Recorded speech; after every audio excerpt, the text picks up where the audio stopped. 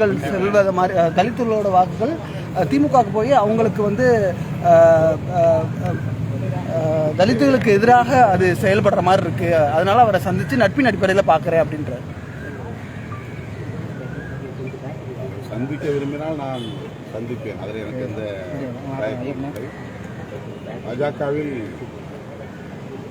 ஏராளமானவர்கள் எனக்கு நண்பர்களாக இருக்கிறார்கள். நட்பு வேறு, நாம் உள்வாங்கியிருக்கிற கொள்கை வேறு. பாஜகவில் இருப்பவர்களுக்கு அவர்களின் கொள்கை எவ்வளவு முக்கியமோ அதுபோல எனக்கு விடுதலை சிறுத்தைகளின் கொள்கை கோட்பாடுகள் முக்கியம். என் கருத்து எனக்கு, அவர்கள் கருத்து அவருக்கு, அவர்களுக்கு. இதை தாண்டி நட்பு இருப்பது ஒன்றும் தவறில்லை. அந்த அடிப்படையில் அண்ணன் கே.பி. ராமலிங்கம் அவர்கள் எனக்கு நன்கு அறிமுகமானவர், எல்லாம் பழக்கமானவர்.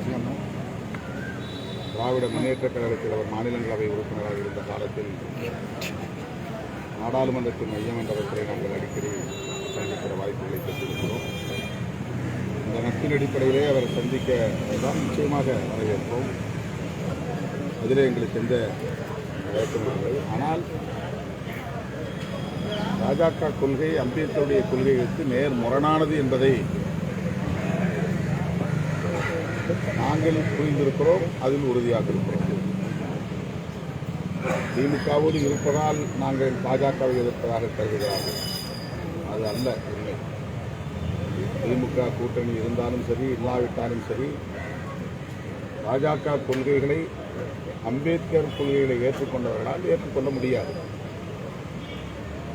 தனியே இருந்தாலும் பாஜக கொள்கையை நாங்கள் எதிர்ப்போம். அதற்கு காரணம் பாஜக மீது உள்ள தனிப்பட்ட அரசியல் காரணங்கள் அல்ல, தேர்தல் அரசியல் காரணங்கள் அல்ல. புரட்சியாளர் அம்பேத்கர் அவர்கள் சமத்துவத்தை இங்கு நிலைநாட்டுவதற்காக தமது இறுதி மூச்சு வரையில் அல்லும் பகலும் அயராது உழைத்தவர். அந்த சமத்துவ கொள்கைகளை ஏற்றுக்கொண்ட ஒரு இயக்கமாக பாஜக இல்லை. சாதி ஒழிய வேண்டும், பாலினத்தின் பெயரால், சாதியின் பெயரால், மதத்தின் பெயரால் நிலவுகிற பாகுபாடுகள் கலைந்தெறியப்பட வேண்டும். அதற்கு இங்கே ஒரு மதசார்பற்ற அரசு வலுவாக இருந்திட வேண்டும். இவையெல்லாம் அம்பேத்கரின் கனவுகள். ஆனால் மதசார்பின்மைக்கு நேர் எதிரான இயக்கம் பிஜேபி. அதனால் பிஜேபி விமர்சிக்கிறோம். திமுக கூட்டணி இருப்பதனால் பிஜேபி எதிர்க்கிறோம் என்றால் அது தேர்தல் அரசியல் காரணங்கள் என்ற பொருளில் அமைந்துவிடும். கூட்டணி நலன்கள் என்கிற பொருளில் அது அமைந்துவிடும். ஆனால் கருத்தியல் அடிப்படையிலே பாஜக புரட்சியாளர் அம்பேத்கரின் உயிர் மூச்சு கோட்பாடாக இருக்கிற மதச்சார்பின்மைக்கே எதிரானது. அதுதான் எங்களுடைய விமர்சனம். வேறு எந்த தனிநபர் விமர்சனமோ தனிப்பட்ட அரசியல் காரணங்களோ கிடையாது.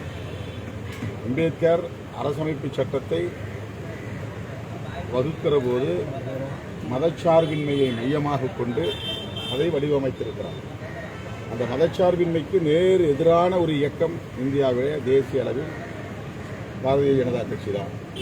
எனவே பாரதிய ஜனதா கட்சியை நாங்கள் கருத்தியல் அடிப்படையில் எதிராக பார்க்கிறோம். அவ்வளவுதான்.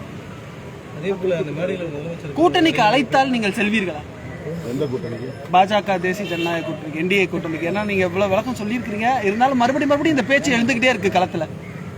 அவங்களுக்கு நீங்களே பதில் சொல்லலாம். அவர் தான் முடியாதுன்னு சொல்லிட்டாரு. ஏமா திரும்ப திரும்ப நீங்க சொல்றீங்க? நீங்களே பதில் சொல்லுங்க.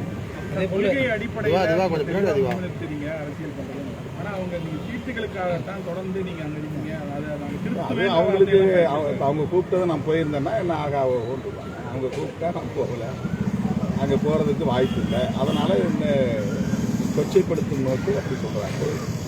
அது அவங்களுக்கே தெரியும், மனசாட்சிக்கே தெரியும். நான் அதிமுகவை விமர்சிக்கணுங்கிற நோக்கத்தில் விமர்சிக்கல.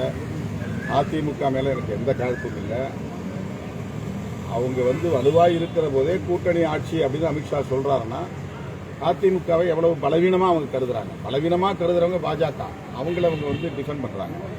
ஐயோ அது பலவீனப்பட்டு விடக்கூடாதேன்னு கவலைப்படுற எண்ணம் விமர்சனம் பண்ணுறாங்க. இதுதான் அதிமுகவுடைய அணுகுமுறையாக இருக்கிறது. எம்ஜிஆர், ஜெயலலிதா கட்டி காத்த இயக்கத்தை அவர்கள் துச்சமாக மதிக்கிறார்கள்.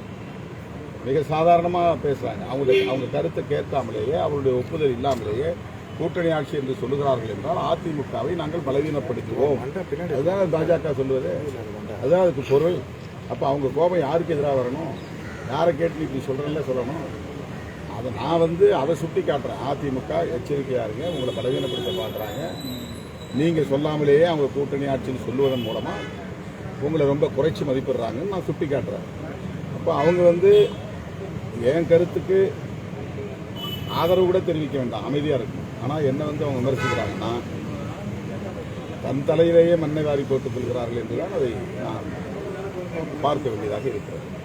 பாஜக கூட்டணியே ரொம்ப குழப்பமான ஒரு சூழ்நிலை இருக்கு. அதிமுக ஓபிஎஸ் அணியா இந்த நிலையில திமுக நீங்க உறுதியா இருக்கும் தெரிஞ்சு மீண்டும் மீண்டும் பாஜக சரி மற்ற கட்சிகளும் விசிக திருப்பி அதாவது அவங்க ப்ரொவோக் பண்றாங்க, அதாவது சந்தேகத்தை எழுப்புறாங்க. விடுதலை சிறுத்தைகள் கட்சி மீது ஒரு சந்தேகத்தை உருவாக்கினா திமுக கூட்டணிக்குள்ள ஒரு குழப்பம் உருவாகும். அதன் மூலமா ஒரு விரிசலை ஏற்படுத்த முடியும் அப்படிங்கிறது அவங்களுடைய எதிர்பார்ப்பா இருக்கிறது. எனக்கு நீ 4 சீட்டுக்கு போற 6 சீட்டுக்கு போற இது போதுமா உனக்கு அப்படின்னு எனக்கு திடீர் கரிசனம் பல பேருக்கு வந்திருக்கிறது. இந்த கட்சி வளரவே கூடாதுன்னு நினைக்கிறவங்க கூட ஏன் இன்னைக்கு நீங்க 4 சீட்டு வாங்குறீங்க 6 சீட்டு வாங்குறீங்கன்னு பேசுறாங்க. அவங்களுடைய நோக்கம் என்னன்னா எங்களுடைய வளர்ச்சி அல்ல, எங்களுடைய நலன் அல்ல. எங்களை ப்ரொவோக் பண்றாங்களாம், அதாவது உணர்ச்சியை தூண்டிவிட்டு அதன் மூலமா திமுக மீது எங்களுக்கு ஒரு வெறுப்பு வரும். அந்த திமுக மட்டுமே பாதுகாப்பு அரண் அப்படிங்கிற அடிப்படையில் பேசல. மதசார்பற்ற முற்போக்கு கூட்டணி, திமுக தலைமையில் இருக்கிற கூட்டணி, விடுதலை சிறுத்தைகளும் சேர்ந்து உருவாக்கிய கூட்டணி, எல்லாம் சேர்ந்து தான் பாதுகாப்பு அரண் அப்படின்னு நான் சொல்றேன். பாஜக என்கிற மதவாத சக்திகளை எதிர்கொள்வதற்கு மதசார்பற்ற முற்போக்கு கூட்டணி ஒரு பாதுகாப்பு அரண். அந்த மதசார்பற்ற முற்போக்கு கூட்டணியை உருவாக்கியதில் அல்லது அதை பாதுகாப்பதில் அதில் இடம்பெற்றுள்ள ஒவ்வொரு கட்சிக்கும் பங்கு உண்டு. அது விடுதலை சிறுத்தைகள் கட்சிக்கும் பங்கு உண்டு. அந்த அடிப்படையில் தான் நாங்கள் இந்த கருத்தை பேசுகிறோம். ஆனால் இவர்கள் திமுகவுக்காகத்தான் இவ்வளவு பேசுகிறேன் என்பதை போல அதை திரித்து பேசுகிறார்கள்.